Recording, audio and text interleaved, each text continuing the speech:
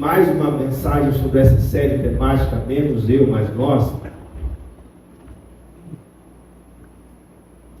E nós vamos hoje falar sobre a experiência do crescimento. No primeiro domingo, nós falamos sobre a experiência da unidade, que a comunidade de fé nos traz, ou deveria nos trazer, essa experiência da unidade. No domingo passado, eu falei sobre a experiência do servir. Então, a igreja, ela é esse lugar, ou deveria ser esse ambiente, esse lugar de servir. E hoje eu quero falar com vocês sobre a experiência do crescimento, que a comunidade de fé, ela deveria ser, ou ela é um local de crescimento. E como IP e Vida, nós temos buscado criar essa experiência, esses ambientes, para que você possa desenvolver e crescer na sua fé. Então, a igreja, muito mais do que você vir aos domingos, muito mais do que você vir assistir um culto, muito mais do que isso, a igreja, ela é um ambiente que lhe proporciona princípios e valores para o seu desenvolvimento, para o seu crescimento, para a aplicação no seu dia a dia, na sua vida. Porque quando aquilo que nós ouvimos, aquilo que nós cantamos, aquilo que nós lemos, seja aos domingos aqui, seja em nossas casas, nossos devocionais, elas não são aplicadas, nós nos tornamos, ou corremos o risco de nos tornar grandes e bons religiosos. Então, simplesmente. Então, a experiência do crescimento, ela é um convite a assumirmos as responsabilidades que Deus nos oferece para sermos participantes da ação do seu amor na humanidade através da sua igreja, a igreja de Cristo. Então, quando eu entendo que eu estou num ambiente como esse, para que haja crescimento, e que esse crescimento vai me levar a assumir algumas responsabilidades, eu me torno então participante da ação de Deus na humanidade, através da comunidade local. Então, por exemplo, quando você ora por aquele projeto que eu acabei de mostrar aqui, quando você serve ali, quando você tem orado, tem abençoado aquele projeto, você tem assumido uma responsabilidade como igreja e bem-vinda, orar e abençoar. E isso tem trazido transformação para aquelas crianças e para aqueles pais, de alguma forma. Talvez você nunca foi lá, mas a sua oração, tenha certeza, tem abençoado, tem fortalecido e sustentado aquele projeto. Isso é assumir responsabilidades, isso é você pertencer à comunidade de fé. Quando eu penso em crescimento, eu quero ler com vocês um texto que se encontra em Atos capítulo 6. Atos capítulo 6, do versículo 1 até o versículo 7. Atos capítulo 6, versículo 1 ao versículo 7. Nós vamos aqui nos deparar com o início da igreja e um momento onde a igreja estava crescendo. E ao estar crescendo, ela começa a aparecer alguns problemas. E aqui então nós vamos perceber alguns princípios da institucionalização da igreja. Isso é, a organização da igreja. Porque se você lembrar, Jesus, ele aponta para a igreja. A organização dela, as regras, as leis acontecem depois, em Atos, depois do apóstolo Paulo nas cartas. E aqui então os discípulos, eles começam a colocar ordem no negócio, porque estava crescendo. Imagina, na primeira situação que em Pentecostes, quando desce o Espírito Santo, Pedro vai lá, prega, mais de 3 mil batizados, e dá com 3 mil uma hora para outra. E aí as coisas começam, os problemas começam a aparecer. E aí então a igreja começa a desenvolver alguns princípios para que ela continue desenvolvendo de uma forma saudável. E esse texto que nós vamos ler então vai narrar esse momento da história, onde a igreja começa a crescer, é isso de uma demanda, e essa demanda era sanada a partir da oração dos discípulos. Então acompanhe comigo aí, Atos capítulo 6, no versículo 1 em diante. Se você tiver na sua Bíblia impressa, ou na sua Bíblia no seu celular, no seu tablet, onde você tem, eu quero que você leia comigo, acompanhe comigo. Diz assim: naqueles dias, crescendo o número de discípulos, os judeus de fala grega, entre eles, queixaram-se dos judeus de fala hebraica, porque suas viúvas estavam sendo esquecidas na distribuição diária do alimento. Por isso, os discípulos, reuniram todos os discípulos e disseram: não é certo negligenciarmos o ministério da palavra de Deus a fim de servir as mesas. Irmãos, escolham entre vocês 7 homens de bom testemunho, cheios do espírito e de sabedoria. Passaremos a eles essa tarefa e nos dedicaremos à oração e ao ministério da palavra. Tal proposta agradou a todos. Então escolheram Estevão, homem cheio de fé e do Espírito Santo, além de Filipe, Prócoro, Nicanor, Timão, Parmênias e Nicolau, um convertido ao judaísmo, proveniente de Antioquia. Apresentaram esses homens aos apóstolos, os quais oraram e lhe puseram as mãos. Assim, a palavra de Deus se espalhava, crescia rapidamente o número de discípulos em Jerusalém. Também um grande número de sacerdotes obedeciam à fé. Amém, gente? Amém. Amém.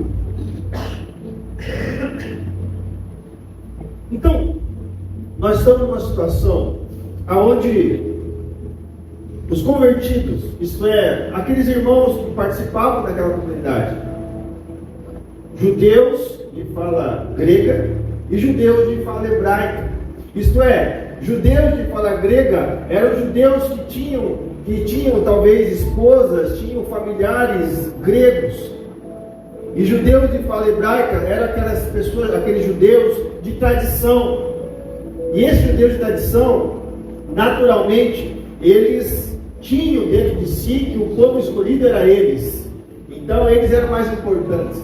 E aí começou a ter essa situação dentro da comunidade, onde as mulheres que estavam de fala esposas de homem de fala judaica estavam ficando fora do momento do partilhamento dos alimentos. As mulheres de fala grega não estavam recebendo isso. Houve uma situação chata. Imagine que desse lado é o pessoal de fala hebraica e aqui vocês falam gregos.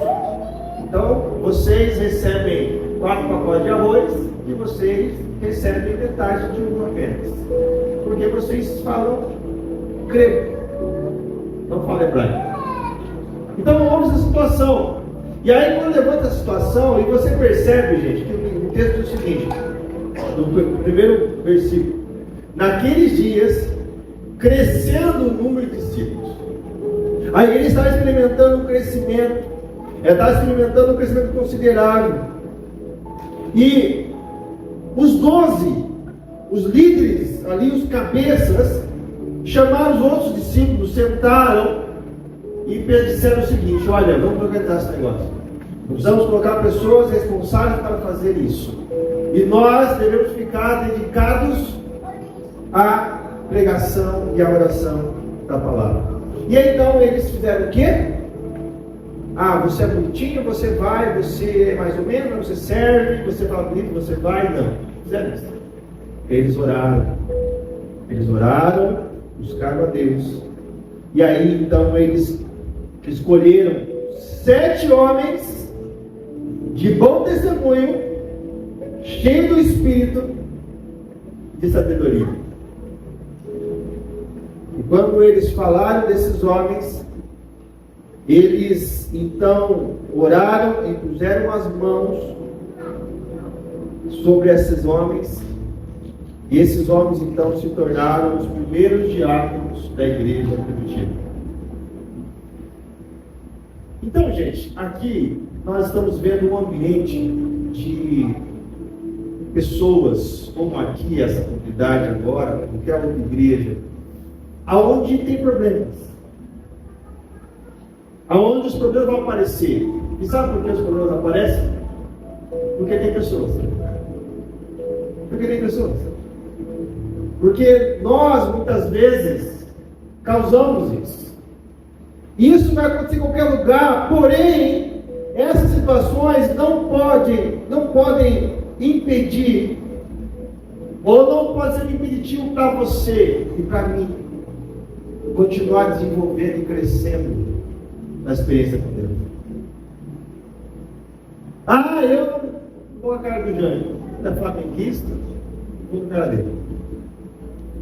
E aí, isso eu começo a semear, cultivar no meu coração esse não gostar do Jânio porque ele é flamenguista.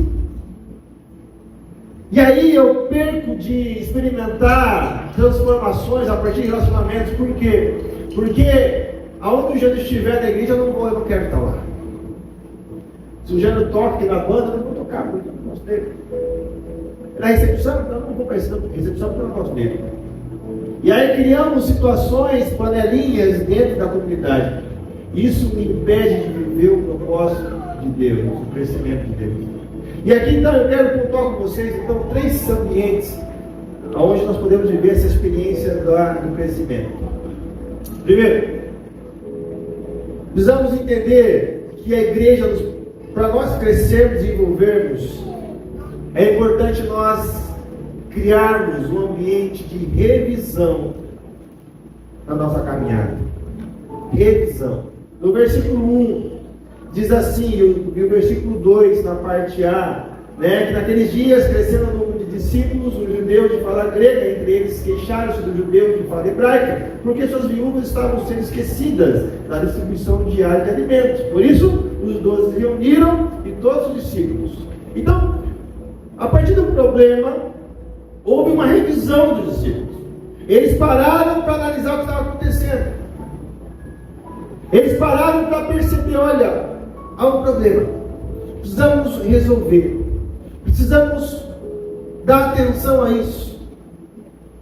Eles fizeram uma revisão. Sabe quando você está com o seu carro acende a luz lá do painel, aí você liga lá no Ricardo. Ricardo, a luz do painel acendeu, Ricardo. Aí o Ricardo vai responder para você. Estou indo aí. Aí ele vai lá, faz a análise, precisa de uma revisão. Porque alguma coisa está errada. Perdão. E a nossa vida também é assim. A nossa vida necessita constantemente, presta atenção. A nossa vida precisa constantemente de uma revisão, uma parada, uma avaliada. Porque nós entramos numa rotina, e muitas vezes ao entrar nessa rotina, nós vamos fazendo, nós nos acostumamos em fazer, e nós não percebemos que talvez está acontecendo situações que é necessário parar para revisar, para analisar, para perceber que talvez e seja o momento de reavaliar para possíveis recomeços, ou reavaliar para possíveis regressões, dar passo para trás. E quando nós pensamos em igreja, na comunidade, os princípios que são oferecidos, que são apresentados aqui da palavra de Deus, são princípios que vai nos levar constantemente a uma reavaliação de vida. Como eu estou caminhando? Para onde eu estou indo? É hora talvez de parar. É hora talvez de eu analisar e pensar, será que é por aqui mesmo? Uma vez eu ouvi uma frase, dizia o seguinte, que Deus nos ama tanto, que quando Ele fecha as portas, Ele sabe que lá na frente, você vai tropeçar nela. Eu não sei se você crê nisso, mas a partir do princípio que Deus cuida de nós, e se você crê nisso, que a sua vida está entregue nas mãos de Deus, vai ter momentos que Ele vai fazer você parar para revisar o que está acontecendo. Existem muitos casos de pastores, amigos, que estão passando por uma situação emocional terrível, chegando a um burnout, um esgotamento. Por quê? Porque talvez não parou em algum momento para revisar e perceber que talvez a sua caminhada ministerial estava sendo atropelada e ele estava perdendo, o copo dele estava esvaziando e o tanque acabou, o combustível acabou. Ele começou a andar então com o tanque vazio. E ao andar com o tanque vazio, ele não parou para perceber e fazer uma revisão do que estava acontecendo na vida dele. E a vida cristã é assim, gente. A vida cristã, na nossa caminhada, Deus sempre vai nos chamar para uma revisão. E a igreja deve oferecer esses momentos, esses princípios, a partir da pregação, do ensino, dos relacionamentos. A pergunta é, quando você olha para a sua história hoje, você consegue fazer uma parada e revisar o que está acontecendo? Você consegue perceber se tudo está em ordem? Tudo está caminhando do jeito que você pensava, imaginava? Será que é mesmo para você que está por aqui? Será que é para você por aqui? Para crescermos é necessário revisar. As mulheres aqui que gostam de plantar, gostam de cuidar de plantas. Quando você chega num vaso, certo? Me ajuda aqui. E tem umas plantas que estão ali amarelando. O que você faz? Você para, olha para ela e você faz o quê? Para poder continuar. E tem o mesmo na vida, gente, que Deus vai nos fazer parar para perceber se talvez a nossa caminhada não está ficando amarelada. É preciso cortar para poder continuar crescendo. Então, para que desespero? Você crê, você não confia que a sua vida está nas mãos de Deus ou não? Se você confia, descanse. Deus vai cortar essas pontinhas aqui amarelas, então ele vai ter que cortar mesmo. Mas é para crescer ainda mais. Amém ou não? Porque muitas vezes a gente busca essas palavras, a gente lê sobre isso, a gente ouve sobre isso, a gente canta isso.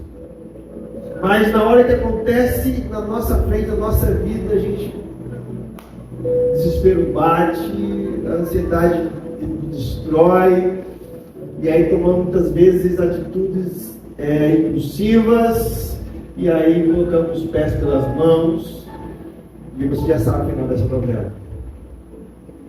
Um ambiente de revisão, gente. Para crescer, precisamos estar em revisão constante.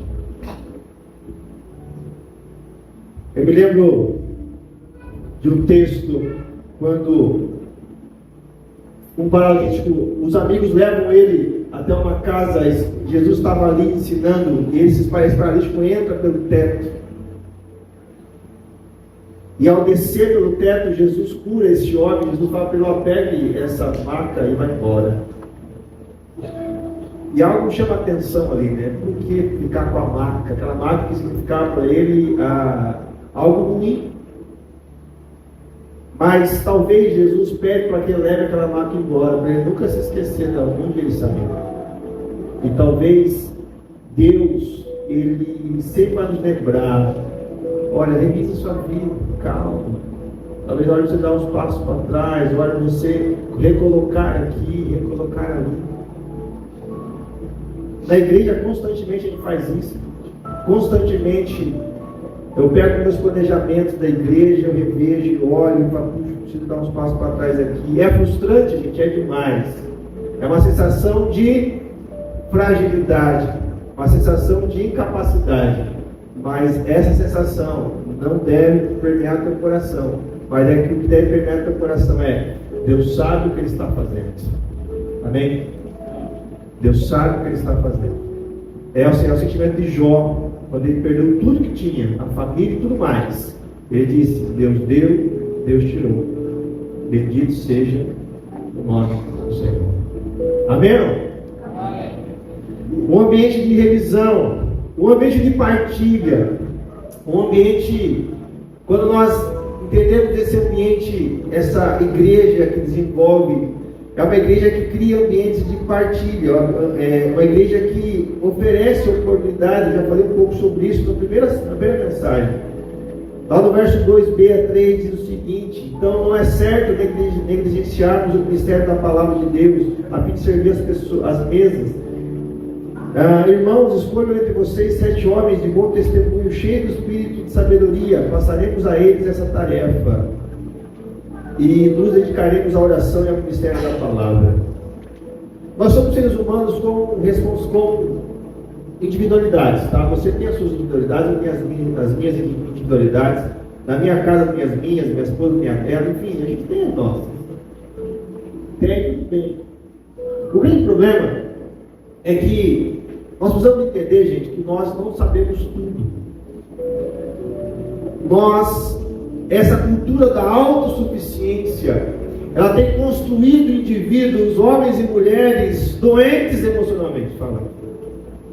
Essa cultura da autossuficiência tem levado cristãos a achar que podem fazer tudo, que são donos de tudo e que sabem tudo. Nós não sabemos tudo.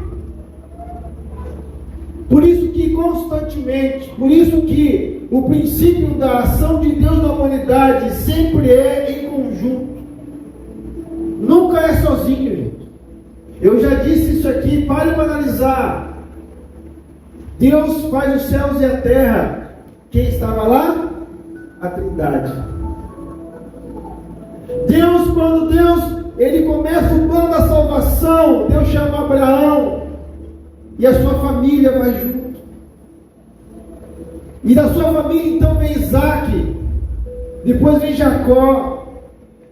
Depois Jesus vem. Jesus não caminha sozinho, ele chama 12. E depois a igreja começa com 12 mais 3.000.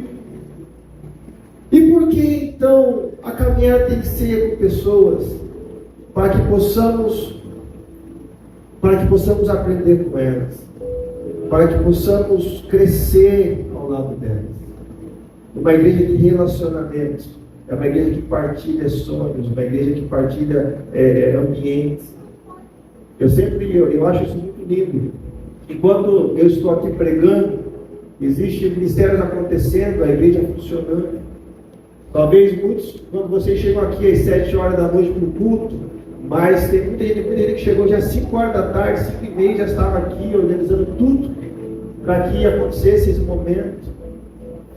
Isso é nós partilharmos ambientes, porque eu não consigo fazer tudo. O Sandro, o presbítero, não consegue fazer tudo. O Eduardo, o presbítero, não consegue fazer tudo.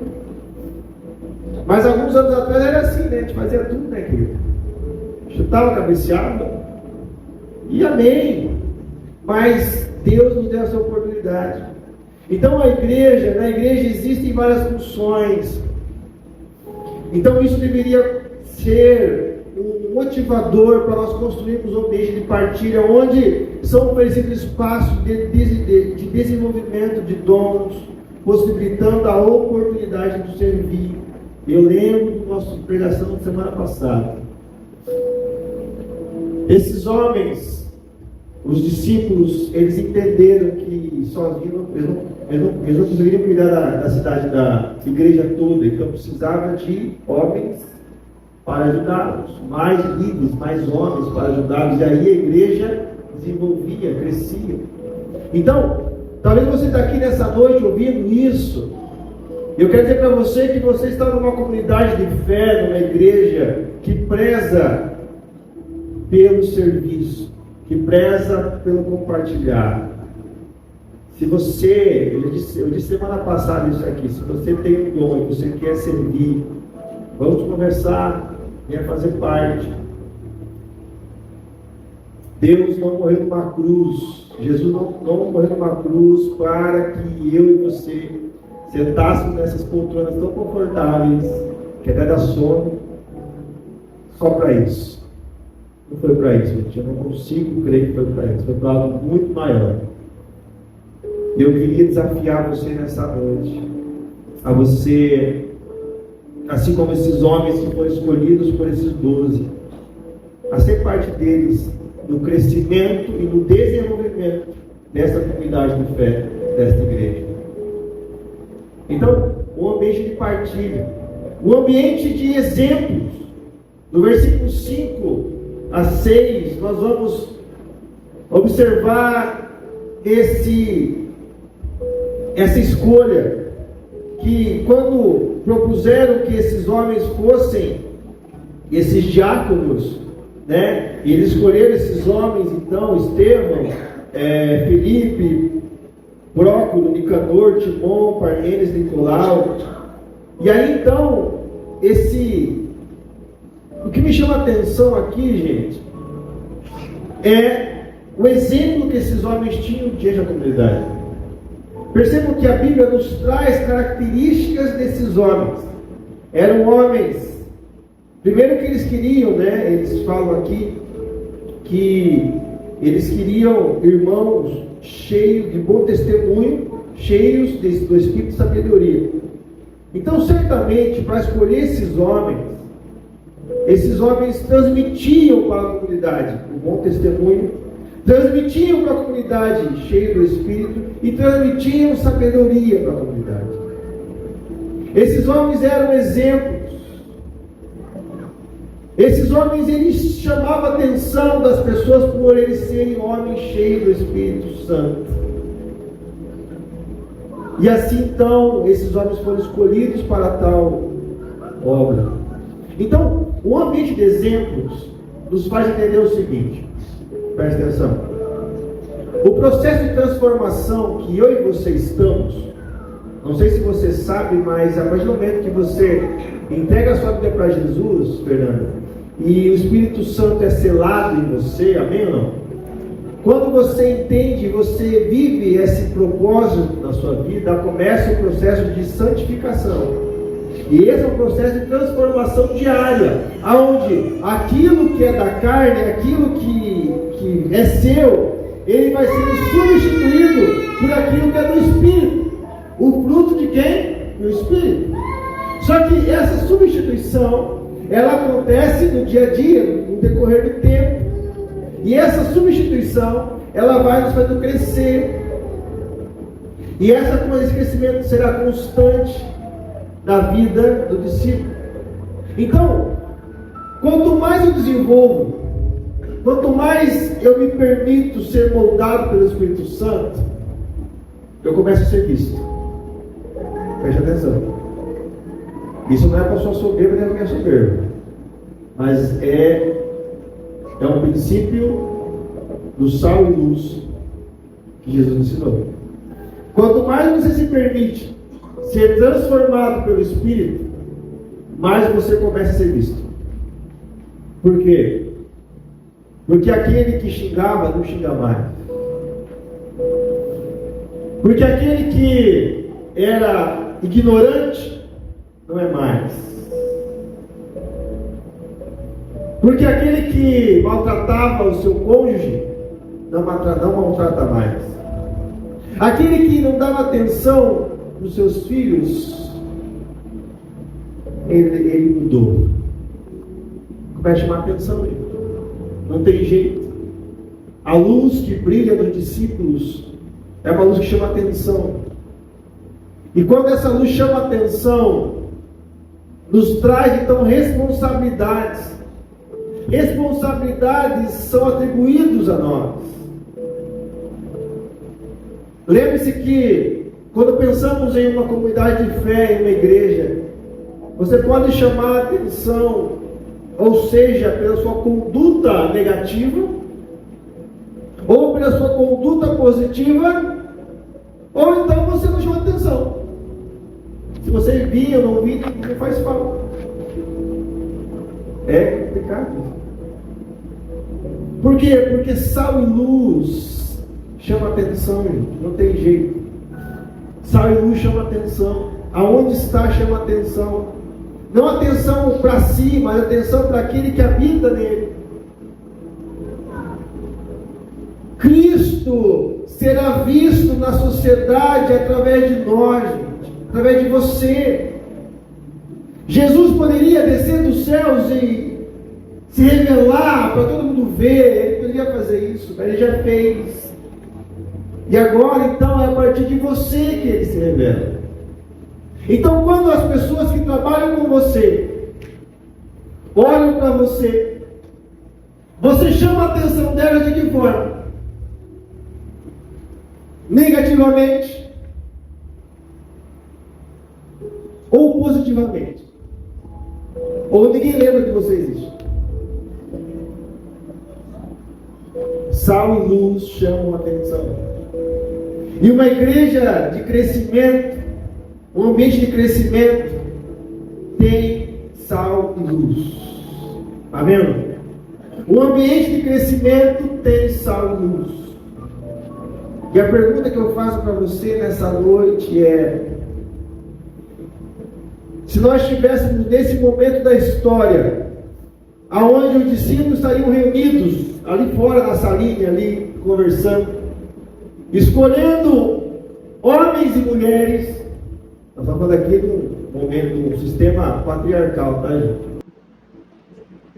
Esse sal e luz que você tem buscado viver aqui dentro, ele vai reverberar para fora, não tem jeito. Aquele que serve aqui vai servir lá fora. É simples, porque não é duas caras, não é duas pessoas, é um ser humano só. Então a forma que eu sou aqui, eu vou ser lá. E Deus, todo dia, Deus coloca pessoas em nossa volta para nos transformar. Eu exemplifico isso aqui. Você quer pedir paciência a Deus? Tenha coragem de pedir paciência a Deus, porque amanhã talvez te coloque do seu lado um abençoado que vai testar a sua paciência. Aí você vai lembrar da oração que eu pedi para Deus. Irmãos, eu quero terminar essa mensagem dessa noite. Deixa eu agora subir aqui já. Preparando aqui. A igreja é um lugar de crescimento, de desenvolvimento. A IP Vida, nós temos buscado construir esse ambiente de crescimento. E quanto mais nós ouvimos, quanto mais nós participamos, quanto mais nós nos envolvemos, quanto mais nós pertencemos, quanto mais nós cooperamos, quanto mais nós desenvolvemos neste lugar, nós experimentamos o propósito de Deus. A palavra de Deus, e se você percebeu no final do texto, diz assim no verso 7: Assim, a palavra de Deus se espalhava, crescia rapidamente o número de discípulos. A igreja desenvolve, a igreja cresce, a palavra se espalha quando há um ambiente de crescimento, envolvimento e de assumir responsabilidades na comunidade de fé. E a Bíblia em todo o tempo está nos chamando a atenção para a responsabilidade do crescimento.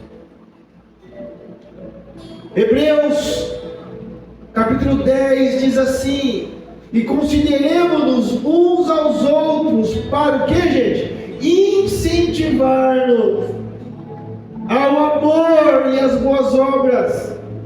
Não deixemos de reunir-nos como igreja, segundo o costume de alguns, mas encorajemo-nos uns aos outros, ainda mais quando vocês veem que se aproxima o dia. A responsabilidade que nós temos de encorajar, de incentivar ao amor e às boas obras. Isso é uma ação, gente. É uma ação minha, uma ação sua. Provérbio 27, versículo 17 diz assim: Assim como o ferro afia o ferro, o homem afia o seu companheiro. Já viu uma faca? A faca se afia sozinha, não? Você precisa fazer aquele movimento, certo, Deus? Nossa, o craque afia a faca. A uma ação nossa, uma ação sua de fazer isso aqui, ó. Então, quando eu estou com o outro, quando eu estou aqui, ó, o outro aqui, ó, certo? Cheiroso. Eu estou aprendendo, eu estou crescendo, porque eu ouço a história dele, eu cresço com a história, ele cresce com a minha história, nós crescemos, nós nos fortalecemos juntos. É isso que é a comunidade de crescimento, gente. Em uma sociedade individualista que vivemos, precisamos lembrar que nós somos chamados para ser sal e luz. Fica de pé. Nós somos chamados para ser sal e luz. Eu queria fazer um desafio para você nessa noite. Semana passada eu fiz um desafio, né? Não sei se vocês cumpriram, mas fiz um desafio. Quero você dar um presente a alguém. Você nem quer que a pessoa aí fica até surpresa de receber. Eu faço um desafio para você nessa noite. Se você não deu um presente, não tem problema. Mas desafio você a buscar neste ambiente que está aqui durante esse ano, aprofundar uma amizade. Talvez aqui eu tenha amizade com todo mundo ali, mas talvez tenha alguém aqui que não tenha uma amizade profunda. O desafio é me aproximar de você, a gente conhecer mais, a gente orar um pelo outro. O desafio é você sair da sua panela, certo? E você buscar novas histórias para fortalecer a sua vida. Então, que você entenda que você está nesse lugar, não é para ser um grande bom religioso, mas para você continuar sendo discípulo, sal e luz nesse lugar. Se você quer sal e luz aqui, como você quer ser lá fora? Seja sal e luz aqui, que Deus te use e que você possa declarar nessa noite na sua vida que o Rei do seu coração, o Deus Todo-Poderoso, aquele que criou os céus e a terra, Ele te convida para uma experiência de transformação. Feche teus olhos.